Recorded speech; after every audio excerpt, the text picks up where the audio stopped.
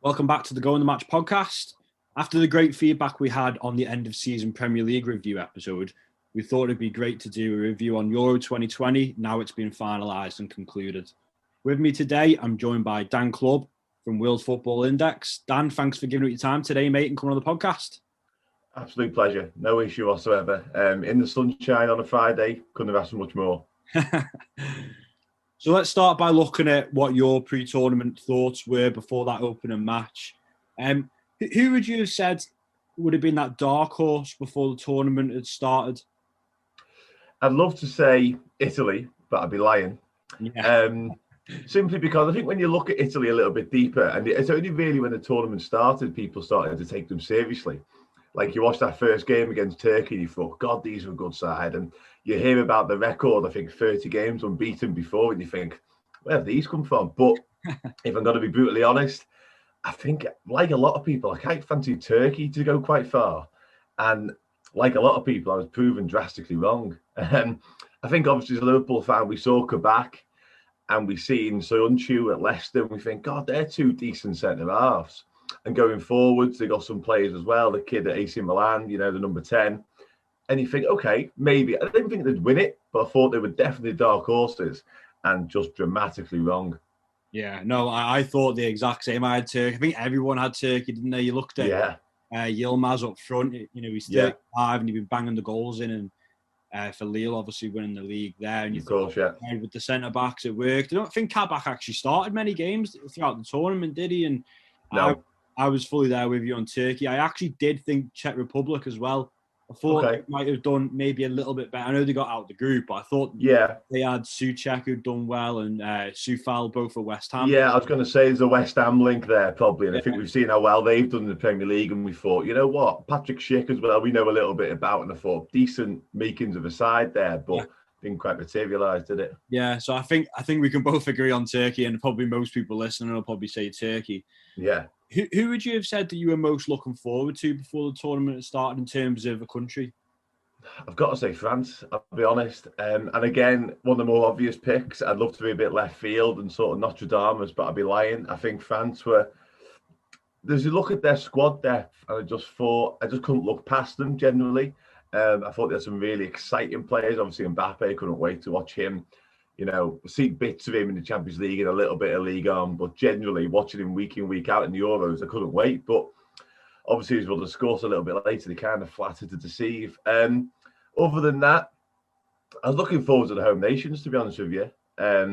Scotland, Wales included, because I love watching Gareth Bale play. I love watching Aaron Ramsey back in the day, not so much these days, but yeah, I'd say those. And other than that, anyone who had Liverpool player, I'd probably say Switzerland with Shaqiri. Just love watching him. But yeah, probably I can't look past France. Yeah, I'd agree. I'd agree on France. I'd probably also throw Portugal into the mix there. I thought Portugal, you looked at their squad depth similar to France, and you just, the amount of talent they've got on display was just impeccable, really. And yeah, I think France and Portugal probably had the most flair players of all the countries, and that's probably what entices you to want to watch them, really, isn't it? And I mean, I suppose the $1 million question: who are you expecting to win? I had France pretty much from the off, to be honest. Now, as I started watching the tournament a little bit more, my mind swayed completely because they just didn't really kick into gear at any point. No. They had about a 20-minute period against Switzerland whereby they started. But prior to the tournament, I thought France would genuinely blow most teams away. And I actually thought Germany would go a lot deeper. I thought Joachim Löw's last tournament, a bit of a legendary German manager. They've got Thomas Muller back. They've got Mats Hummels back. And I thought if anyone's going to push France and probably meet them in the final, it would be the Germans. Yeah. And again, I don't know whether the group of death and having to play those pretty high-intensity matches took it out of them completely. Because by the time they got to the round of 16, both of them nations that I really fancied were pretty much dead on their feet. Yeah, no, I completely agree. I think France as well, it's hard to see past France when, they've got so many options up front. If they want to go fast, they go Mbappe. If they want that poacher, they go Benzema. If they want to go long, they can go Giroud. The squad depth was immaculate. So I think for most people, it was hard to see past them. I think people were looking at England, but maybe a little bit optimistically. Yeah, we get that, don't we? With France, I just want to say, like, Aymeric Laporte had to change countries to go and play international football. That just shows you how strong and the strength and depth France have got. We look at Canate now. He's nowhere near that French senior side, and we're all raving about him from a club perspective. So their squad just shows you how much strength they've got, but just didn't work. Yeah, no, that's a perfect point.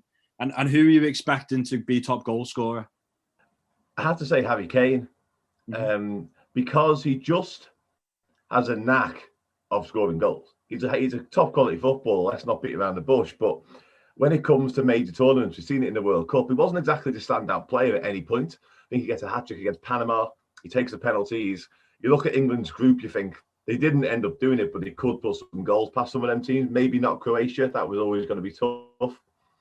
Fancied him to get goals all the way through the tournament. And as they came to Ukraine, you thought, aye, Harry Kane again. Denmark, even the same. So, yeah, Harry Kane was my bet from the outset, but you couldn't look past your big names. And I must admit, going back to that same nation, France, Kylian Mbappe, really, really did fancy him. Because I fancied France to go all the way, obviously both things didn't even come close. Yeah, I think when you're starting to look at putting your money on a top goal scorer, you probably as well have to factor in what country is going to go the furthest in the competition. If you think France, you think Mbappe. I did think Lukaku would. I knew he scored 4 goals throughout the tournament, but I thought again it depends how far Belgium go. You know, he might score a lot of goals within the group, but if they don't progress any further, he's not got the opportunity to score the goal. So, yeah, I don't think there's too much disagreement within them. So if we go through the groups, we'll obviously start with A and we'll work our way through. So Group A, it was finished with Italy at the top, winning all 3 of their matches. Wales finished in second, Switzerland finishing in third, and Turkey, obviously, as we discussed, in a disappointing 4th position. I think Turkey were only one of 2 teams that lost all their games in the group, them and North Macedonia. So I think, obviously, most people expected North Macedonia to lose their games. Now, I suppose let's start with Turkey and just say, you know, how shocked were you that they've lost all their games in that group, given that some of the good players that they do have?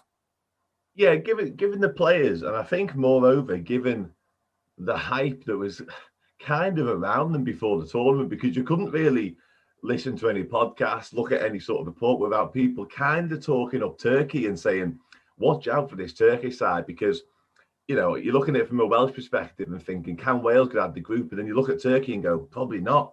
But as it transpired, it was pretty comfortable. Like that Wales-Turkey game, I watched that game. It was a really decent game of footy, but Wales were a better team pretty much throughout. Turkey really disappointed. I don't know whether it was a case of us and like everybody, the general public, over-egging what Turkey had and maybe thinking a little bit, and maybe looking for a dark horse, because we all love a dark horse. We all love an underdog.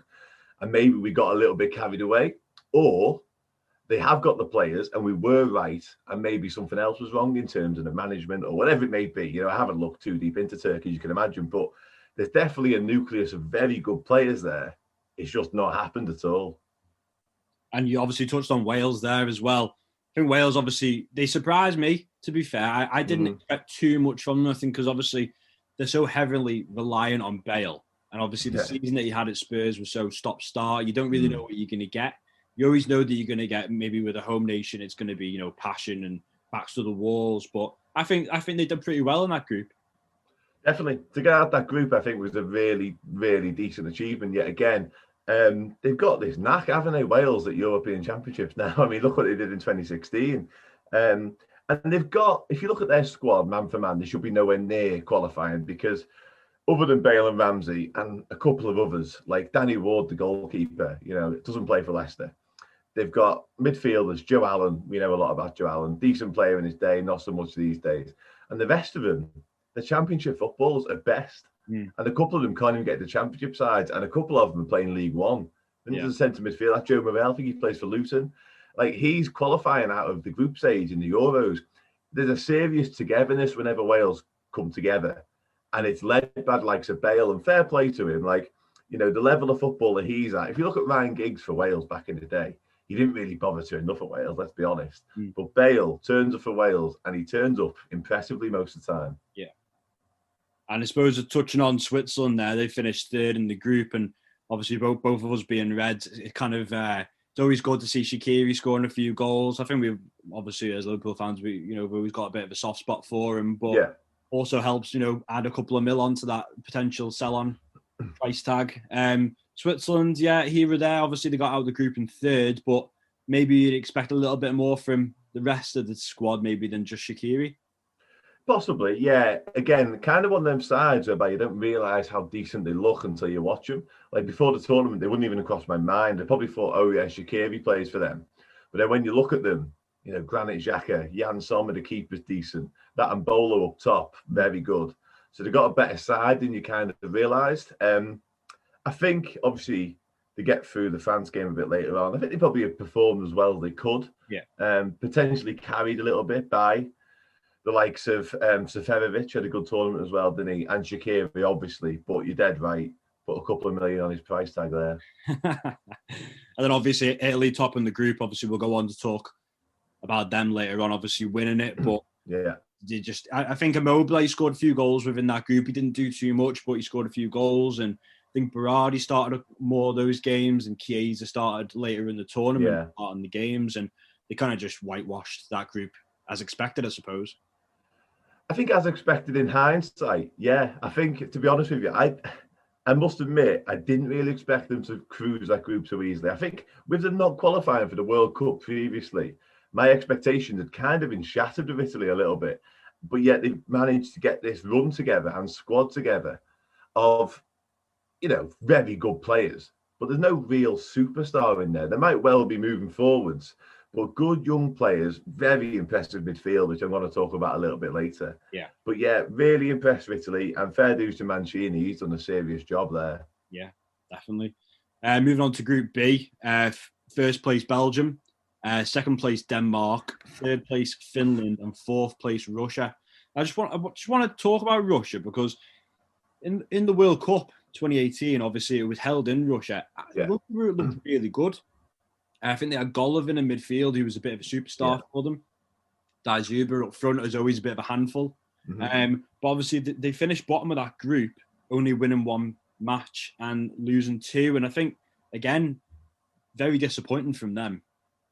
Yeah, I'd probably have to agree. When you look at the World Cup they had, in hindsight, again, it probably shows you just how much that was the fact they were at home. Yeah. And they really had to, one, up the game, two, the crowds on their side. And I think, looking back now, that was a hell of a lot of reason why they performed as well as they did. Because I looked at their opening game against Belgium when the teams came out. I looked at Russia's side and Yuri Zhirkov was at left back. And I thought, well, these are in trouble because I think I checked his age and top of my head, 37 or 38. And I think he came off after 20 minutes injured. And I thought that is a seriously aging side now. You know what I mean? And I think that's why it probably materialised the way it did. Yeah. And then third place, you've got Finland. And to be honest, I've got to admit, I didn't watch any of Finland's games. It's one of those where you don't really know many of the players unless they win on the opening week. You're not really that interested, are you? But I suppose for their sort of perspective, finishing third in that group ahead of Russia is pretty big for them. Yeah, probably about as much as they could have hoped for, I'd say. Teemu Pukki was probably the interesting factor, wasn't he, for Finland? Outside of that, I didn't really pay a massive amount of attention. I'm pretty sure that Finland-Russia game was probably the least watched game of the whole tournament, to be honest. So, yeah. Definitely. And then obviously second place Denmark, which obviously we'll go on to speak about later on a bit more in depth about them. But just something I want to touch on within that group. Obviously, the first game that they played where Finland did win, obviously we all know what happened with Christian Eriksen on the pitch. Yeah. Just want to get your thoughts on not necessarily the event, but how the media sort of handled it at the time, and how the players handled it too. Yeah, I was kind of waiting to see how you're going to point the question, because I think the media handled it excellently after. I don't think they handled it particularly well at the time. Yeah. Certainly the coverage. I think the coverage was misguided at best, if I'm honest. Yeah. I think they showed far too much of the event. I think we could all probably agree on that. Yeah. and they just should have gone back to the studio, or certainly gone away from what they were looking at. Played a different program, whatever you have to do. You know what I mean? Just get away from what we were looking at, because that's not nice for anyone to see. I think in the aftermath, I think the media dealt with it really well, including the people in the studio and the people involved on the day. And fair play to everyone for that. And in terms of the players, I think the Denmark players are outstanding. I think the captain in particular, Kasper Schmeichel, when Christian Eriksen's partner came down, and I think it was outstanding from them. And credit to them for how they handled it. Credit to them for even walking back out and playing that game later on. And I'm not surprised they lost. Not surprised they lost one bit, because I think any nation would have lost that game having seen that. So, yeah, credit to the players and credit to the media in the aftermath.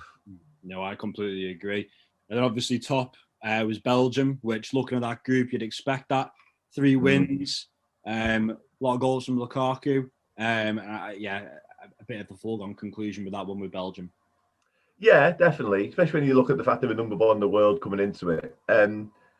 Could go down, obviously, when we talk about deeper into the tournament, we'll probably touch on them again. But they could go down as a little bit of a letdown generally as a nation, Belgium, because I think for a few tournaments now, we've all kind of talked them up as this is the chance, this is potentially their only chance with this group of players, and it hasn't happened again. Cruise through the group, but when you look at that group, you'd probably expect them to. Certainly when Denmark lose to Finland. Yeah, I mean, when I was watching the group games, you look at the 3 centre-halves they had in Vermaelen, Tongen, and Alderweireld, and I think they got an age of about 103. And you're looking at that thinking, all right, okay, well, maybe this is okay with the groups and who you've got to play there. As soon as you get later on in the tournament, you're coming against France and Mbappe, some nippy wingers, they're going to cause problems. So no, definitely, I agree with that. Group C, first place we've got Holland, second Austria, third Ukraine, and fourth poor little North Macedonia, which obviously we touched on earlier that they're one of the 2 teams that lost all their games. And what can you say? I think that they did score 2 goals in separate games, so I suppose that's a little bit of a positive for them. Yeah, and I suppose the biggest positive is the fact they were there. I'm not entirely sure on my history on these again, but I'm pretty sure they've not been going as a nation that long. You know what I mean? Because all the breakaways they have in that part of Europe, And I think Goran Pandev was probably the biggest positive. I think he retired, didn't he, after the last game? Some career he's had. I think he might still be playing club football, but internationally he's retired. Some career, and fair dues for him for even being there. Yeah, and scoring goals. Third place, you got Ukraine, which, I mean, on the face of it, considering they've actually finished third in the group and they got to the latter stage of the competition, they've done quite well there. But within the group, they won 1 game. So again, I didn't really watch too many of the Ukraine games. From what I did see, they were more of a team unit than they were of individuals.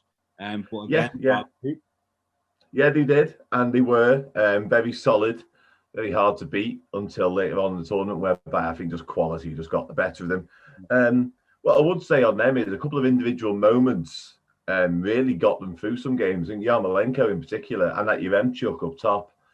2 decent, hard-working, powerful forwards they've got there. Probably, from Yarmolenko's point of view, the wrong side of 30 for any sort of like golden generation for Ukraine. But like I say, got through, and credit to them. Yeah, he scored a fantastic goal in that group as well, pinging it on. Yeah. I won't be forgetting that one anytime soon. And second place, we had Austria, winning 2 games and losing the 1 to Holland. So again, every time I think of Austria, I always think of Alaba, and I never, because I got Austria in the sweepstake, and I just automatically thought, I don't really know Alaba. And then when you actually look at the squad, you think there is only Alaba. I think there was only Alaba and Arnautovic, and that's all they had. So I suppose in the face of that, they've done quite well to get second. Yeah, definitely. Alaba's certainly the shining light, isn't he?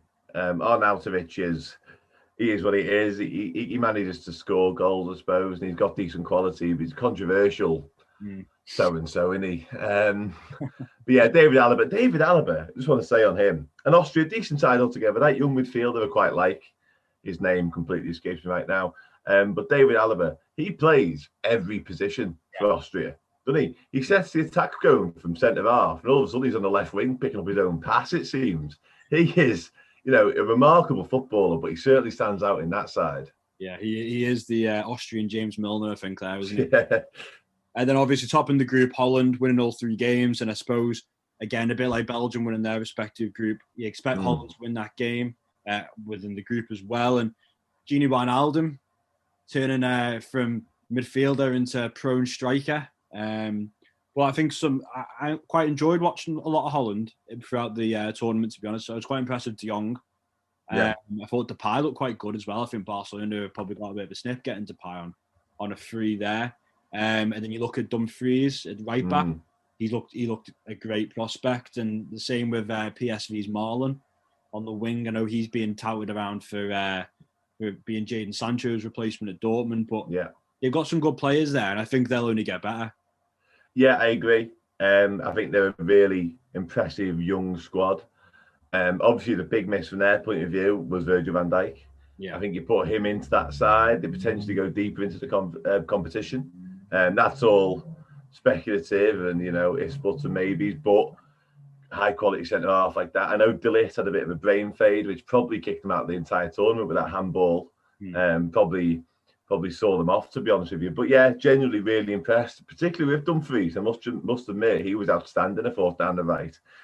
Also, they've parted company with De Boer since. And I think had that have happened before the tournament, they might have had a better chance. Yeah, he doesn't seem very clued up, does he? He's not done very well anywhere he's been, has he? No, particularly checkered record he's got. Palace, 4 games, was it? And into Miami, yeah, it's not gone very well. Obviously, Group D, we've got first place England, second place Croatia, third place Czech Republic, and fourth place Scotland. Obviously, you mentioned at the start that Scotland would be one of those teams that you look out for, and I think obviously a lot of Liverpool fans don't have as much of a connection with England as maybe other teams do across the UK and England, and so maybe a lot of Liverpool fans were rooting for Scotland and Andy Robertson in particular. But yeah, I think fourth place, I think they will be a little bit disappointed that they've not done a little bit better. I just feel like they didn't really come out of the shell enough. I don't know how you felt about Scotland. Yeah, that's probably fair. What I would say in their defence is that although it wasn't the group of death build, that's a seriously difficult group. Yeah. Like we spoke about, the strength and depth England have got. You mentioned Czech Republic being potentially dark horses, and we all know Croatia World Cup finalists just a few years ago. So getting out of that group always looked a tough ask. And they'll be disappointed, definitely, not to have won a game. I think they probably potentially deserve to nick the England game, if I'm going to be brutally honest. They didn't embarrass themselves. They didn't get, hammered by anyone in particular. Are they lacking a little bit of quality up front? Probably. I think their issues came in the final thirds of both attacking and defending. I think they made mistakes at the back that cost them. Obviously, there was that free goal from Patrick Schick that I'm definitely going to talk about later on. And I think up front, even though Che Adams and Lyndon Dykes are decent players, they're not ruthless enough to get you through a group.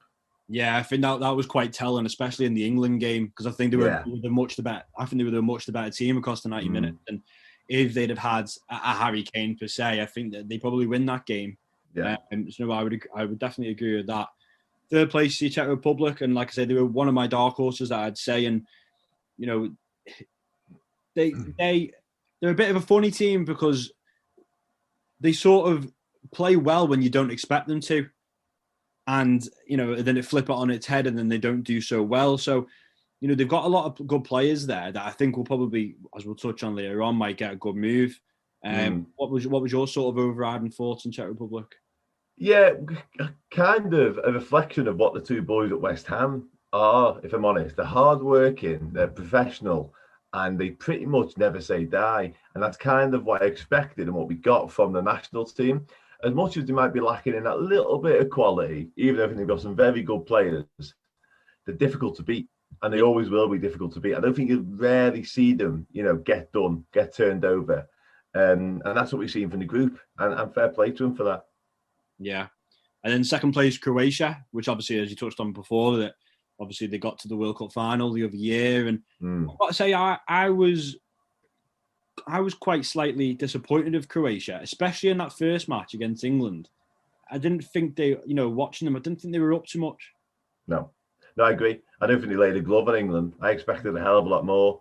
There is potentially an element of that side aging a little bit as well. Yeah. I know Modric is still quality and Perisic is also still very good, but that World Cup was probably their peak. Yeah. Some of them, I know we had Mandzukic then as well, but I felt like they peaked then, and this was almost a tournament too far. I know Modric turned it on and got them out the group really with performance and goal against Scotland. Yeah. But overall, it was probably a bridge too far for some of them. Yeah, no, I'd agree. I'd agree again with that. And then obviously, top in the group was England, winning the 2 games and drawing against Scotland. And yeah, I think again, I'm not invested in England in the absolute slightest. But I think if I was, I wouldn't be getting off my seat. You know, they wouldn't excite me. Is that what England fans want, or do they want to be able to sit back, knowing to win the game, and then progress out the group? I'm not too sure, but you know, they got through the group, they topped the group. What more can you say? Yeah, true. I could look at England quite objectively as well because I'm not, a fan. I just enjoyed the football, quite frankly, not their football, but the football. And I didn't really enjoy theirs because I felt like it was quite efficient, pragmatic, a hell of a lot of time. 2 defensive midfielders looking not to get beat before potentially looking to go and win the game. Certainly against Scotland, I think that was pretty evident.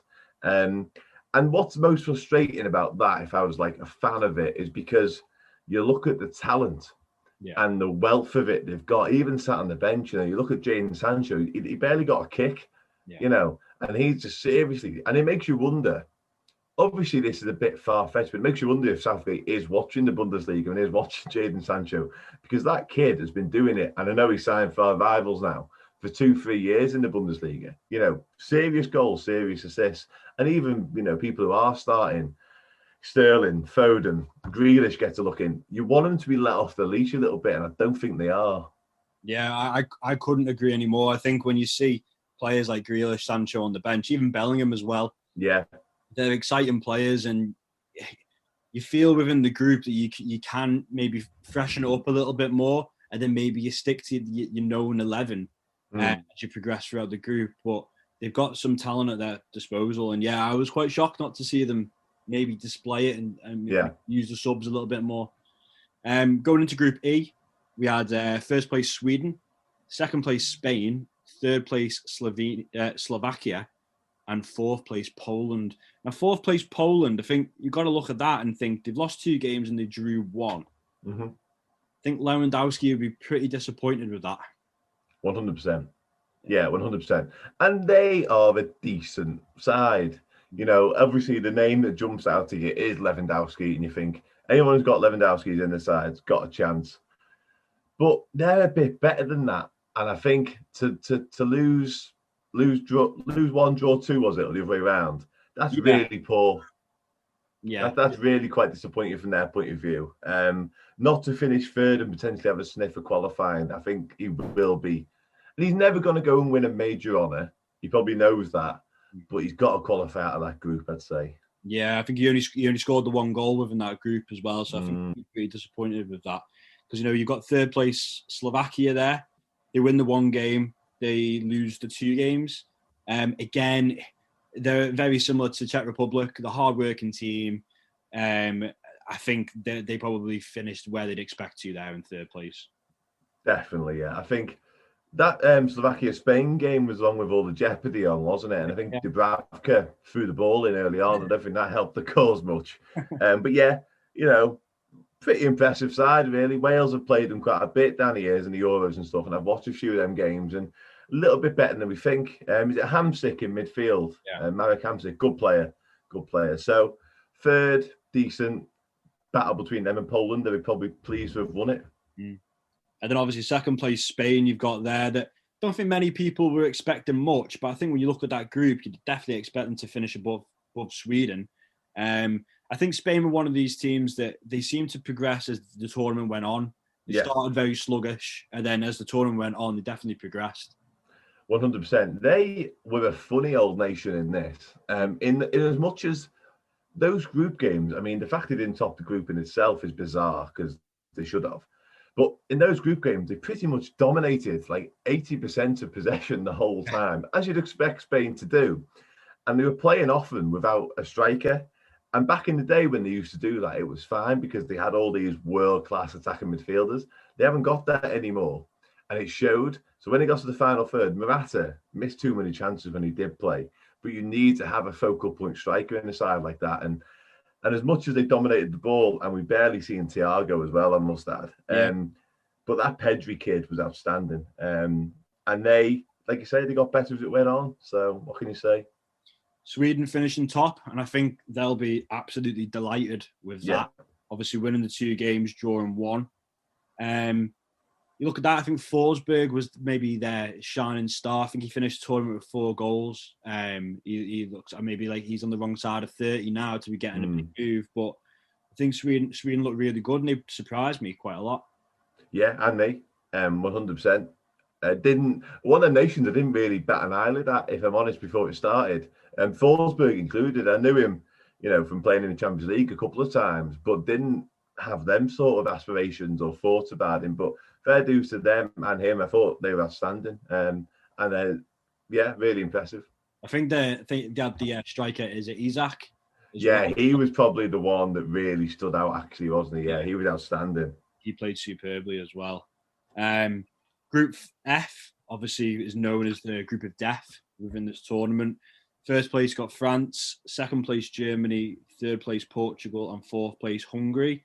I've got to say, with Hungary, I felt so sorry with Hungary because every game I seen them play, they put on such a great performance, especially the France game. I thought when they got the draw, they finished bottom there with 2 draws and 1 loss. So you've got to feel a bit sorry for them there. That's outstanding from them, I've got to say. And I really enjoyed watching them, especially at home, because they were one of the few countries, if not the only ones, that have 100% capacity. And I thought that made a hell of a difference. Yeah, and for them not to be one of the 2 nations to have lost every game is an achievement in itself in that group. Because, on paper, if you'd have asked me, listen, who's going to lose every game? I'd have voted Hungary down 10 times out of 10. Especially if they were missing their best player. I'm not even going to try and pronounce his name. He was at Salzburg. He's now at Leipzig, midfielder, quality. Yeah. And he was injured. He got ruled out before the tournament. Brilliant footballer. And he's literally their best player. Golaski in goal. A lot of credit to him. Kept them in some of them games. But yeah, for them not to lose every game is achievement in itself. And then obviously third place, you've got Portugal. They drew 1, lost 1, and won 1. Again, I think with this group, you can't really have too many expectations of who's going to finish where because Portugal, Germany, and France, it's a lottery. Obviously, in the group, they had some good games. They had some bad games. I think they played pretty poorly against Germany. They played quite well against France. So it was a bit of a mixed bag, really. It was. They got badly exposed in that Germany game, I thought down the wings in particular. And I always had concerns about Portugal defensively. I think going forward, you touched upon the flair. And they always had that in abundance with Bernardo Silva, Jota, Cristiano Ronaldo, obviously. But it was defensively, I had my concerns. And then Pepe had a decent tournament, but he is certainly the wrong side of 30. And it kind of got exposed in that Germany game. And I think that pretty much proved that they weren't going to go on and win it. And then second place Germany, obviously you said at the start, expect them to go to quite far. Again, that's another bit of a mixed bag of a team. You've kind of got the young players coming through like Havertz and Werner and, Goretzka and players like that. And then you've still kind of got the old guard. You've got Muller there, Hummels, Neuer and Net, obviously. And, they finished in second. I think they'd be quite happy finishing second within that group. They won 1, they lost 1 and drew 1. The same as Portugal. But yeah, I think that maybe they'd expect to finish second in that group. Yeah, I'd have said so. Certainly behind France going into it.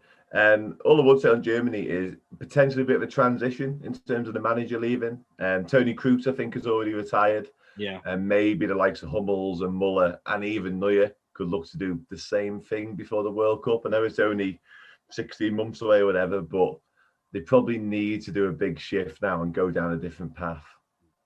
And then obviously our expected winners in France. They topped the group, but they actually, just looking at it now, they only won the 1 game and they drew 2. So to only win 1 game of football in that group and finish top's quite miraculous. But Yeah, they didn't really set the world alight as maybe they'd expected within that group, but they topped it, and maybe they didn't build the confidence up in that group going through to the last stages.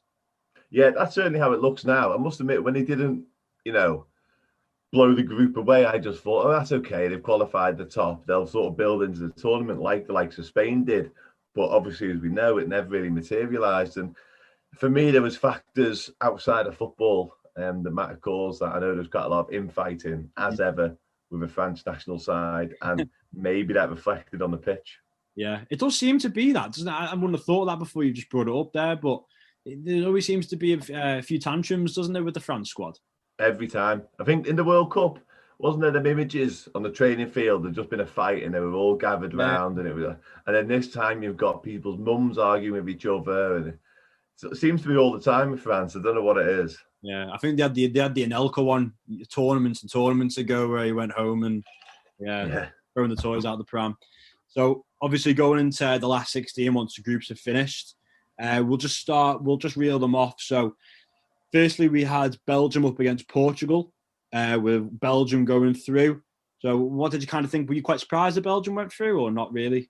Not really, to be honest with you. I must admit, I thought they were the more well-rounded and clinical side. Certainly with Lukaku on form like he was. I know De Bruyne had to come on and kind of change matters, but I always fancied Belgium. I think the young lad Doku really stood out for me.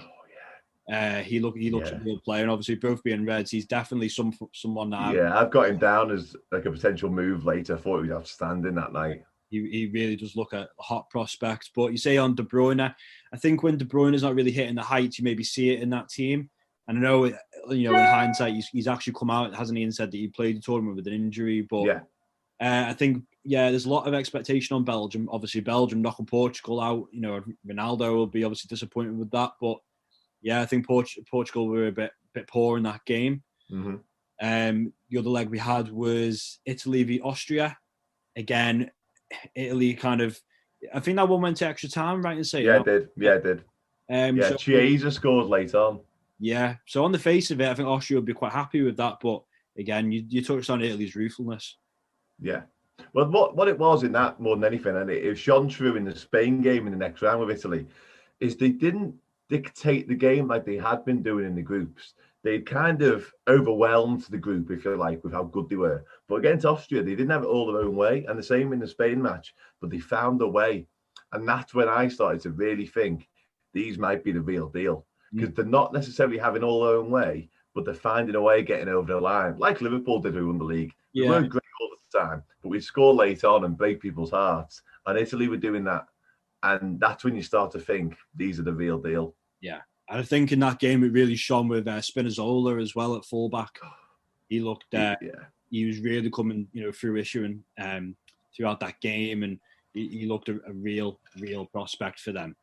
The next out of that draw, we've got France-Switzerland, which was maybe one of the games of the tournament. I think France were 3-1 up with maybe 5-10 minutes to go with that game. Switzerland coming back and drawing 3-3. And, that was probably my match of the tournament. Yeah, same. 100% the same. I was pretty much signing off for the night at 3-1, thinking that's that, early night, because that's what it was like, wasn't it? Obviously watching it, penalties will take you to near 11 o'clock, wouldn't they? And you think, oh no, this isn't going to penalties. I can get a nice early one here. And then all of a sudden, fair dues to Switzerland, and Granit Xhaka in particular was outstanding. He was. And I don't know whether France just switched off like everyone else watching did and thought that's that 3-1 game done. And Switzerland, credit to them, like I say, back to the wall, weren't having it, weren't going out with a whimper, and went at them and got it. Yeah, I think I listened to a report that Mourinho did with TalkSport. Yeah. He says about, when Pogba scores the third one to put France 3-1 up, he does a little dance, doesn't he? And yeah, true. Yeah. The arrogance that was shown there lost them that match. And I've got to say, I was rooting for Switzerland and the penalties as much as I like France. You just want to see the underdog win, don't you? Yeah, of course you do. Yeah, of course. And you're dead right to pick up Mourinho and Pogba on that, because in his defence, if that game ends 3-1, that's a brilliant goal and the dance looks boss. But as it turns out, it's a brilliant goal, but the dance looks a little bit naive. Yeah, 100%. And I think you've got to look at France's squad and say, Didier Deschamps obviously done wonders with France. Does he keep hold of his job there? Because the players at his disposal, for them to go out in the last 16s, it's shocking, really. Yeah, it is. It's criminal when everyone's nailed on favourites. Everyone you speak to, every pundit, there's something gone wrong if they don't even get past Switzerland in the knockouts. Like everyone could lose to Germany, England, Italy, Spain in the semis or the final. But Switzerland at 3-1 up in the knockouts, you've got to get past that. Yeah, 100%. We've also had Croatia, Spain. Spain eventually going through in that game. I think Croatia, they started poorly in that game, but then they did grow towards the end of it. But that was maybe one of the tightest games that we've probably seen in the tournament. Yeah, it turned out to be a little bit of a thriller again out of nowhere, didn't it? Spain kind of, well, they looked home and dry at one stage, to be honest with you, but fair dues to Croatia for getting back. Good game. And I think the right team probably just ended up on the right side of it. Yeah. Again, I thought Pedri was outstanding. And yeah, again, they showed probably a lack of tournament now. So I'd say Spain, which is not something you'd normally expect with them. You'd expect them to cruise through in the position they were. But Croatia, again, how many times have we said it and how many times did we see it? Teams just never say die. Not willing to go out with a whimper and coming back into matches. Yeah, it's probably the story of the tournament, of the teams being like that. It's great to see. Maybe one of the more boring sort of fixtures within that last 16 was Sweden-Ukraine. But maybe one of the shock ones as well, Ukraine knocking Sweden out.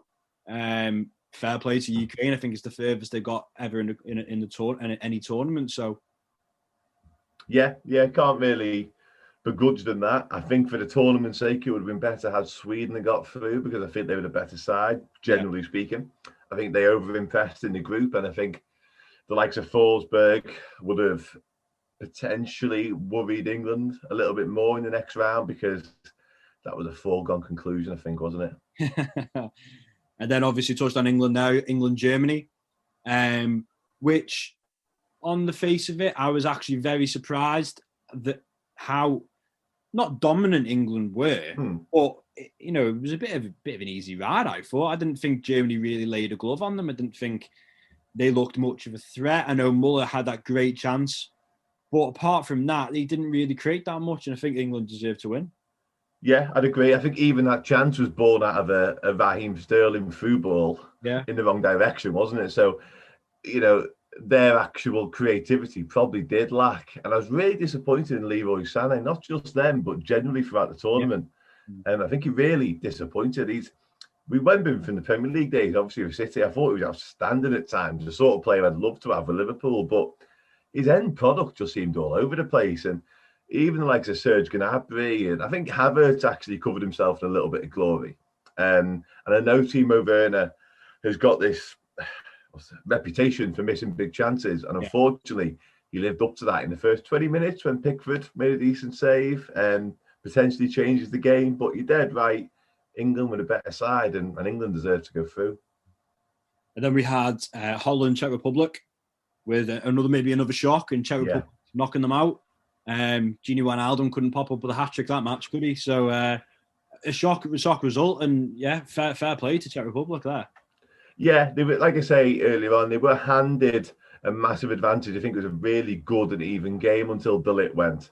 Yeah. But fair dues to Czech Republic for seizing on that and making the most of their added man, because often teams don't. But yeah, disappointed to see Holland go for lots of reasons. I thought they've been good throughout the tournament. I like watching Marlon. I like watching Dumfries. And Wijnaldum's role for Holland has just baffled me forever. Like, he is the opposite of what he is for Holland. Was the opposite of what he is for Holland for Liverpool. And he just had this reluctance for Liverpool to even shoot when he got near goal, let alone get forward. But yeah, Czech Republic, they capitalised on the 10 men, and fair play. Yeah. And then obviously the last fixture in that stage was Wales-Denmark. Denmark absolutely thumping Wales, to be quite honest. Yeah. One of them, because I quite like Wales, but then I was obviously very pleased for Denmark because they showed a real togetherness, and that's probably the first game within the tournament that they really looked like they could sort of showcased the real talent that they do have. I think Damsgaard looked really good for them in that match. And yeah, Denmark win and go through. Yeah, Damsgaard's outstanding. And he kind of filled Christian Eriksen's boots in as much as both playing that number 10 role. Damsgaard probably wouldn't have got as much of a look in had Eriksen not have unfortunately left the tournament.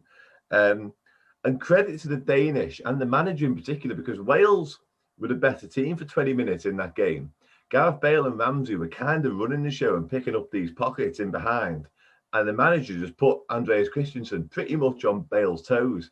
And Bale never got another kick for 70 minutes. And Denmark just took over. So credit to him and them for that. And some of the finishes in that game were outstanding. But like you say, Damsgaard in particular was the star of the show. Yeah, he's fantastic. You're looking into the quarters then. We had Switzerland, Spain. We had Belgium, Italy, Czech Republic v Denmark, and we also had Ukraine, England. So we'll start off with the England, Ukraine, and that was obviously a foregone conclusion. That's probably the first game in the tournament England actually looked exciting. Now, whether that's because Ukraine made them look it, I actually thought Ukraine looked absolutely exhausted from minute 10 onwards.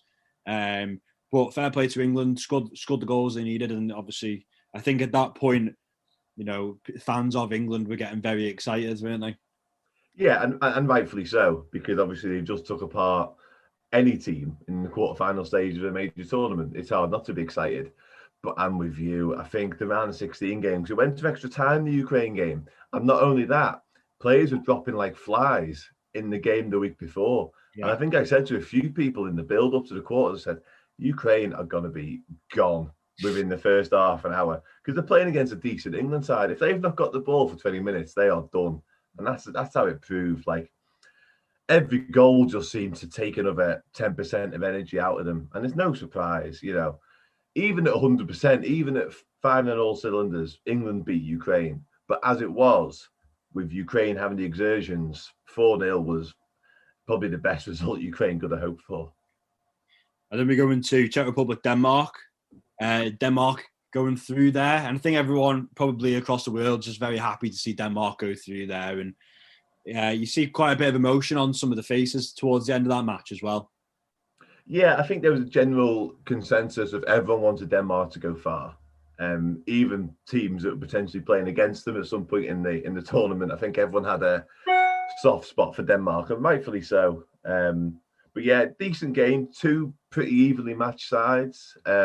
Denmark a little bit more quality going forwards, and that's how it proved. And then we have Belgium, Italy, which was another good game, to be fair. I think, I'm not too sure Italy had a game in the whole tournament that wasn't actually a decent game. But again, I think the sort of professionalism that Italy showed and maybe, you know, the shithousery, I mean, I'm all for that, all for it. And then you kind of look at Belgium and you say, you know, like you said earlier, they're the number one ranked side. For what that's worth, I'm not too sure. Because true. Yeah. But disappointing. I think the only player that really stood out for that Belgium team for me was maybe Thorgan Hazard. Everyone else, maybe they just crumbled under the pressure a little bit. Yeah, Hazard, the other Hazard, I thought was really good that night, must admit. And that kind of came from nowhere, to be honest with you, because I hadn't really seen much from him prior to that. But yeah, you're right in terms of Italy's nous and know-how. That really came to the fore, and that's something we hadn't seen from them earlier in the tournament. They kind of gone away from what we all know Italy to be, which is this defensive, horrible, you know, will win at all costs unit. And they went back to that in the latter stage of the tournament, and they combined it with a little bit of excitement, a little bit of quality. And as it proved, that was enough. But I think I seen somewhere the other day, in the last 20 minutes of that game, the ball was on the field for about 4 minutes in terms of like inaction, because they were going down at every opportunity. They were booting the ball into Rosette. But when you've got the likes of Chiellini and Bonucci, you get a lead, you're pretty difficult to stop. Yeah. I remember looking at the Belgium team as well and thinking, I think that whoever's midfield wins this, wins the team. And I think Italy's midfield with Barella, I think looks a great player. Jorginho and I think Verratti. It's a solid midfield, and if you can't get the ball, you're not going to be able to do anything with it. And I think that was kind of the conclusion to that game. And then you also had a Switzerland-Spain, another good game. But I think, like I said earlier, I think the more games played, Spain grew in confidence. And I think, like you said earlier about Pedri, he started to come into the fore. Then, he's only a young lad. I think I'm right, you're saying he's 19. But you wouldn't have thought of the way he was playing in those games. He absolutely ran the show for Spain pretty much throughout the tournament. At that age, with those players around him, like the likes of Busquets, you look at him and you look at Thiago on the bench. Let's be frank about it, and you'd say, those two should be the ones carrying Spain forward, but it's not. It's this teenager, admittedly from Barcelona, has played a lot of football for Barcelona. He's not some unknown kid, but he was absolutely incredible throughout. And listen, fair dues to Switzerland. Their final was the week before when they got past France. If we're going to look at it frankly, Spain, for the good of the tournament, get through, and they make a better spectacle out of it. So going into the semis, Spain versus Italy and England versus Denmark. I think, touching on it, England versus Denmark, I think as soon as they won that Ukraine game, they knew they were going to be playing Denmark. The nation was getting excited, wasn't it? All this coming home nonsense was ringing around. But that game in particular, I actually thought both teams looked absolutely shattered. Again, I think the further the tournaments go on, you have to shake the team up. And fair play to Denmark, they give England a game. Obviously, that great game goes into extra time as well. But if I was going to be critical about England, maybe specifically Southgate, I just don't know why he didn't bring more subs on. We had 5 subs, the array of talent he's got. I think once that game had finished, obviously England go through. A lot of people were questioning whether they could actually win it at that point. Yeah, well, I think when you look at the run to the final that England had, it would be hard not to get excited and hard not to think, why can't we go and win it? Because realistically, once you get past what was a pretty average Germany side, you've got Ukraine and Denmark, who you'd expect to beat.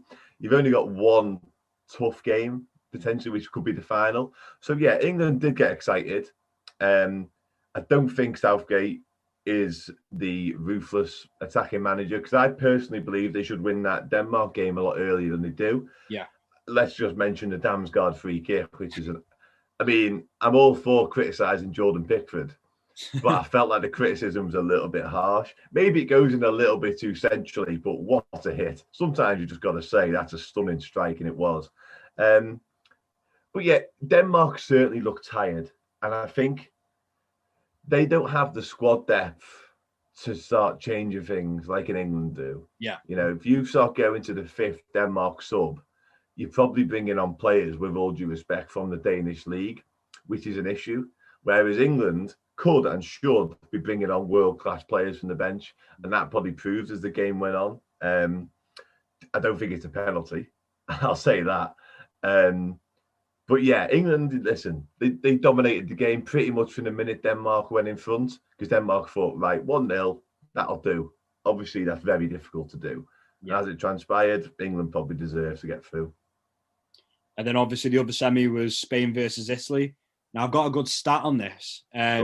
Spain had 70% possession in this game and made almost 1,000 passes throughout the match. And I think the fact that they've not gone through, even with those stats, tells you more about Italy than it does about Spain. 100%. And I think those stats you just mentioned was just Pedri on his own. No, yeah, it does. It says a lot more about Italy. And it's what I alluded to earlier, in that they didn't have to be the best team to win the game. And that is absolutely massive. And it's Italy of old. Like, Italy back in the day, didn't matter how they played, they'd find a way. And they've not been all conquering. That sounds like they beat Brazil every other week. They didn't. But the really good Italy sides were just tough to beat, and they didn't care how the game was going. They'd find a way, and they've done that against Spain. And with that, the counter-attack goal, and they've gone from back to front. And that's just finding different ways of winning the game that you're not really in, because they weren't really in that game for long periods, but they found a way with that counter-attack, which was stunning. And yeah, credit to them. Yeah. Do you think maybe from an England fan point of view, watching that Spain-Italy game, do you think they would have rather played Spain than Italy because they'd have known that maybe there's a better chance of beating Spain? I'd probably say yes. I'd probably say there was a better chance of beating Spain.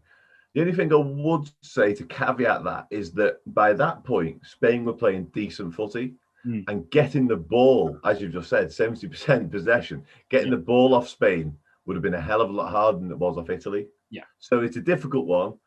But yeah, I'd probably, if I was if England point of view, I'd probably would have said, yeah, I'd rather Spain just. And then obviously we know the final, England-Italy, goes to penalties, and Italy become the champions. Just a couple of things I wanted to throw out here on Italy. I think throughout the whole match, Italy have fully controlled the match. I think that was England's biggest problem. But I'm just looking at goals scored for Italy here. Italy have actually won this tournament, and their top goal scorers were both on 2 goals in Chiesa and Insigne, which I just think is mental that their top goal scorers come up with 2 goals and they've won a tournament. Yeah, I'd have to agree. It's hard not to, because you look back at tournaments gone by, you're probably looking at either having the top goal scorer or certainly being close to it.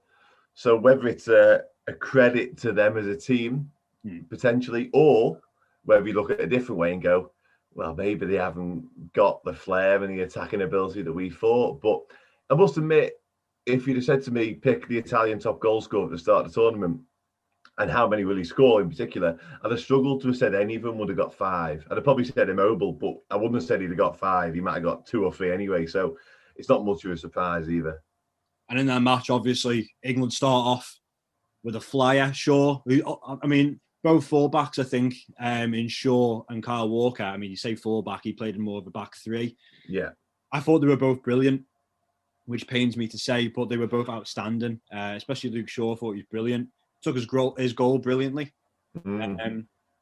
Quite surprised by Italy in that first 20 minutes because they seemed really open. And I don't know, maybe if that's because they lost Spinazzola to a really bad injury in the previous games. But England started off really well. But as the game progressed, I just felt Italy would, that professionalism, that shithousery and all the dark arts and everything, I thought that would take over, and inevitably it did, didn't it? It did, yeah. And you're right. I think the first 20 minutes was quite frantic. I think Harry Maguire, who actually had a decent game, I think in the first 30 seconds, he belted one out of play for a corner for Italy. And the whole first 15, 20 minutes was like that. It was a little bit all over the place. Obviously, the goal came and the place just erupted. But you're dead right. Italy just took over the game. And similar to what you said before with the midfields, I thought this would be a battle of midfields. Yeah. And I just couldn't see Italy's midfield. Not only the fact they had an extra man in there, but also the quality. I just thought they would just dominate the game. And as it turned out, they changed things second half and they brought Insigne into the front of a diamond, playing centrally when Immobile came off. And they just absolutely run rings around England. Yeah. And eventually, that goal was coming, wasn't it? The equaliser was coming, everyone could see it. And you mentioned Southgate before. He needs to be proactive for me, because that goal's coming 10 minutes before it's arrived. Yeah. And he does nothing. He just waits, and then they score. Yeah. And in a final, you can't do that. No. Maybe going 1-0 up so early on, it went against them, really, didn't it? Because they had to try to kind of change their approach to the match. Very similar to the way Liverpool were against Spurs in the Champions League final a couple of years ago. Killed the game. Yeah, as soon as we went 1-0 up, the game plan goes out the window and it changes up. Yeah. What I would say is I do feel that it maybe not only was it a battle of midfield, I think it was a battle of tactics. And I think Mancini, he just kept throwing subs on. He kept changing the game. He kept going for the game. Yeah.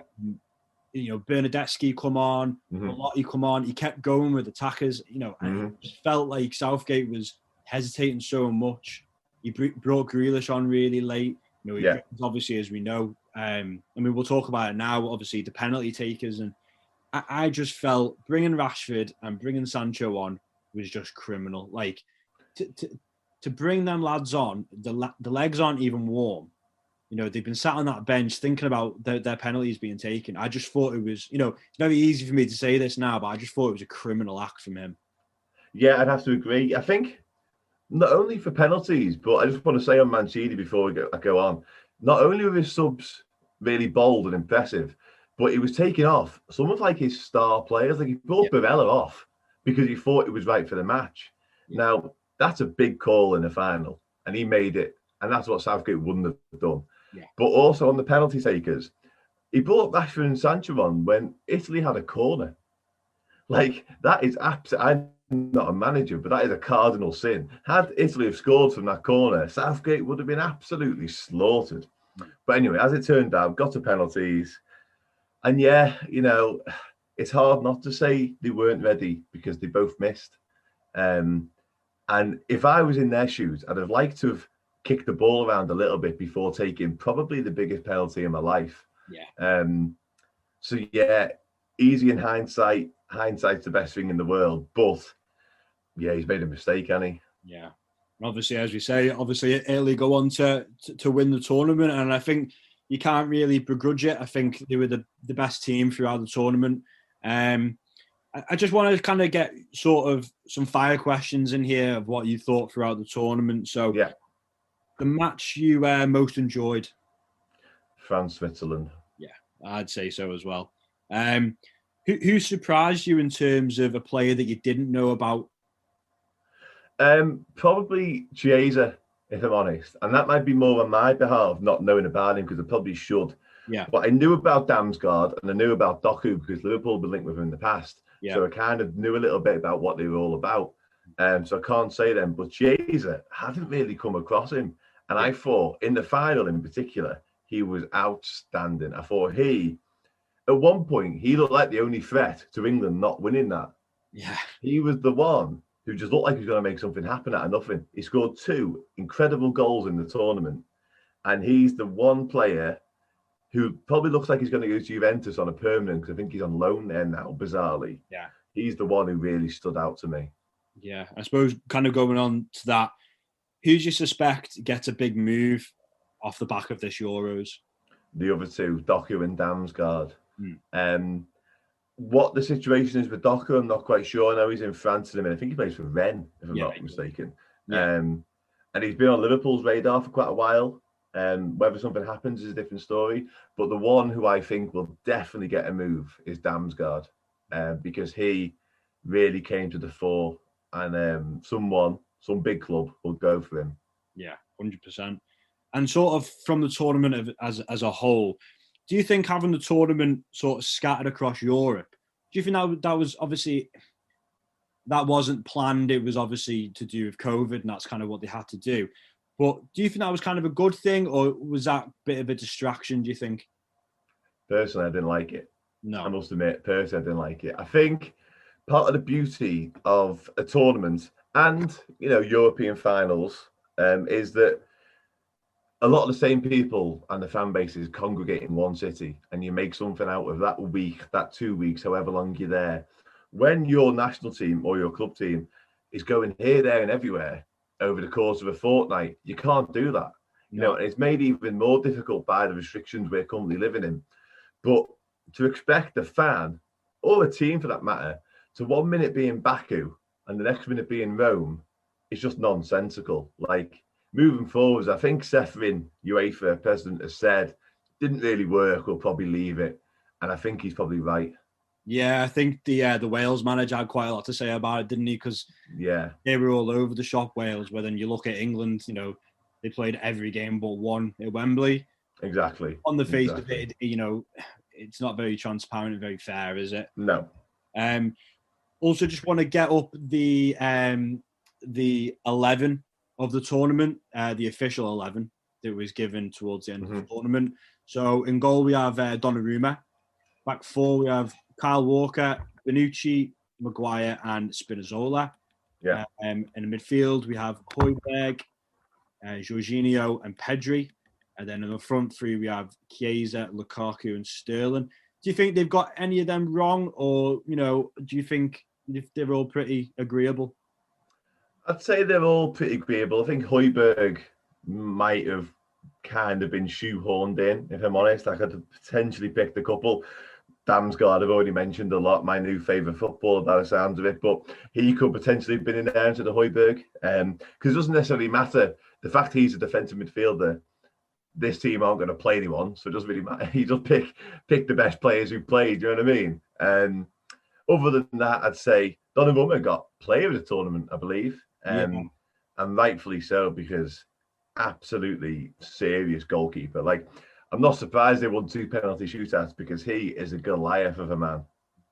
I think Pickford will probably look at it feeling a little hard done by, only in terms of the Donnarumma was so incredible and obviously in the tournament. I think, as much as I can't stand him, he did have a good tournament, to be fair. He made some good saves. I'd probably say Pogba as well. I think we've seen a different side to Pogba. I've got quite a few United fans who obviously quite rightly frustrated that he's not performed like that in the United shirt. Mm-hmm. And I think he did play quite well, but obviously didn't go far into the tournament. Yeah, they probably need to go a little bit deeper. I'd say certainly for France, whether that comes into the thinking, that's a different story. But, you look at Højbjerg, they at least got to the semi-finals, didn't they? And that's a different story. If Pogba gets that far and continues like he was, because I thought he was outstanding as well, that he probably gets in then. Yeah, exactly. And then obviously just finally, just wanted to reel off some players that really impressed you throughout the tournament, and some players that maybe you didn't expect. Well, they didn't perform to the best of their abilities.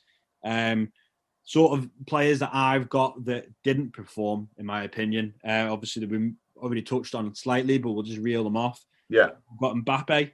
De Bruyne, as I expected a little bit more from him. Okay. I've got the whole Turkey team. And finally, I've got Bruno Fernandes as well. And I know he didn't play a few of the games because he wasn't getting picked. Yeah. But even when he did play, he didn't really, we didn't see what we'd seen at club team for him. Definitely. Miles off it, in fact, as I said, with Bruno, to be honest. Quite tongue-in-cheek, quite pointed, but maybe it's because he's not on penalties for Portugal. But yeah, I agree with all of them, to be honest with you. I've got Mbappe down here. I thought, I mentioned earlier on, I had such high hopes for him and France, and it just never happened. Another one I'd throw in, probably a little bit potentially unfair, a lot of people might not agree, would be Harry Kane, because I thought, certainly through the group stages, he never showed up at all. Yeah. Let's be frank about it, and he's England's star man. And I know England go on to do well in the tournament, and I actually think he had quite a quiet final. I think you mentioned the Champions League final earlier on, and he was non-existent in that. So there was talk earlier on the tournament about his fitness. Like, he absolutely, tore apart a really poor, really disjointed Ukraine side. But either side of that, I'm not convinced about Kane's tournament. Yeah, and especially you touched on there, perfect point about the final. When you want your captain to step up, that's when you need him, isn't it? Didn't really happen, did he? He took an outstanding penalty. But in terms of the game, he never really got a look in at all. Outside of that, there aren't many sort of standout names that really disappointed. I think impressive-wise, Spinazzola, the left-back's probably another one who shone for me. Mæhle for Denmark, the other full-back, I thought he was outstanding as well throughout. And other than that, just names we've kind of already picked up on. Obviously, you like the Damsgaard at Denmark, Doku. I also want to say Jorginho as well, because he was a different animal for Italy than he is for Chelsea. Yeah, I thought he suddenly has become a Ballon d'Or contender out of nowhere as well. No, he does. Yeah, I mean, it would be difficult to argue with it if it's not based on talent and it's based on honours. You struggle to argue that one, don't you? Yeah, you do. I mean, I could say Lionel Messi every day of the week because he's another level, but fair dues to Jorginho, like, he threw his name in. Yeah, I think, as you mentioned there, Doku, Pedri, I'd say Shaw, Walker. I'd even say John Stones. I thought John Stones was pretty good. Yeah. Barella, Marlon, Dumfries, Damsgaard, Spinazzola. And then maybe one person we haven't mentioned, and, I know maybe Liverpool will be looking at him, Renato Sanchez. I think he looked really good. Yeah, I wanted to mention him for Portugal earlier. It must have slipped my mind. If that's not a Gini Wijnaldum reincarnated, I don't know what is. Because how he keeps the ball in some situations and emerges, I'll never know. he was probably, from quite a disappointing Portugal tournament, he was the shining light. Yeah. He was outstanding. And it's bizarre to think, if you think back to how he was for Swansea, when there's that viral clip of him passing to an advertising hoarding, that isn't the same person anymore. Like, he is a serious footballer. And if he does go on to get a move, like we touched upon with different people, someone's landing a very, very well-rounded, comfortable centre midfielder. Yeah, 100%. And then just to conclude, how did you find the tournament? Did it sort of meet your expectations? Did it go above and beyond? And do you think you'll miss it? I won't miss it because club footy's back. But you know what? I really enjoyed it. And I'm not the biggest international footballer lover in the world. Certainly friendlies, I've always got into major tournaments because they're a different beast altogether. But I really enjoyed it. And how much of that, I've wrote a couple of things down. One, supporters being back in stadiums plays a huge part in that. I mentioned the Hungary games earlier. It actually started before the Euros. I was watching the playoffs, like Barnsley against Swansea, and thinking this is the best match I've ever seen because there was 15,000 people in there. And it just makes footy so much better. And hopefully we see that next month because it's such a big thing. Because that was a massive help to the Euros. So I really enjoyed it for that. But also, I really liked the mini car that brought the balls out. That was boss. But more importantly, the refs and the officiating was so much better than what we've seen in the Premier League. You barely would have known VAR was involved. I can think of maybe 2 incidents in the whole tournament. Dejan Lovren elbow would have been one of them. That might be subjective and might think they might have got that wrong, and the Sterling penalties probably the other. But other than that, I thought the refereeing was outstanding. And the amount of times, Bjorn Kuipers in particular in the final, someone would fall over and be like, no, get up, we're playing on. And I love that. That's what it should be. And if the Premier League referees can adopt that, I'd be made up. Yeah, absolutely fantastic points. I literally couldn't agree more. And just before I let you go, mate, I just want to say a massive thank you for giving up your time and coming on. Really appreciate it. Not an issue at all. Really enjoyed it. And it was nice to look back on the tournament and really have a good look at it, because even though it only finished a week ago, my attention's been turned to club footy so much that it was nice to reflect and look back at what was a properly decent competition. If you enjoyed that episode and want to keep notified for future episodes, please make sure you subscribe, follow and share, and of course, leave us a 5-star rating. You can now follow us on Facebook, Instagram and Twitter, all at Go in the Match, to keep updated for future episodes and updates on the podcast.